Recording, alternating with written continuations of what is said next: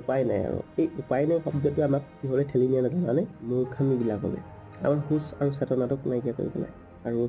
আমাৰ ওচৰে পাজৰে আমাৰ সমপৰ্যায়ৰ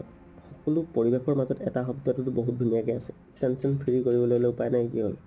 সেই চেতনাখিনিক মানে মগজটোৰ সুস্থিৰতাটো তুমি নাইকিয়া কৰি পেলাবা তুমি ভাবা যে মই যোনটো ফাইট কৰি আছোঁ নিজৰ এগেইনষ্টত তাৰ প্ৰতি মোৰ যোনটো নিজৰ ওপৰত খং সেইটো মোৰ কাৰণে এটা বহুত ডাঙৰ প্ৰতিঘাত জীৱনৰ দায়িত্ববিলাকক লৈ প্ৰসাদবিলাকক লৈ সমস্যাবিলাকক লৈ প্ৰত্যেকেই যুঁজি আছে তেওঁৰ সেই হাঁহিটো তোমাৰ সন্মুখত তুমি দেখি নিজকে নাভাবিবা তেওঁৰ জীৱন সঁচাকৈ মোতকৈ বেছি ভাল তেওঁৰ জীৱন প্ৰক্ৰিয়াত কৰা সংঘাতখিনিক তুমি তোমাৰ চকুত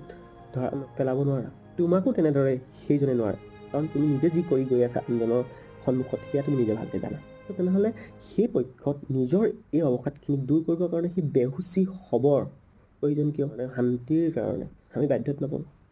আমি নিজক বাধ্যত পেলাওঁ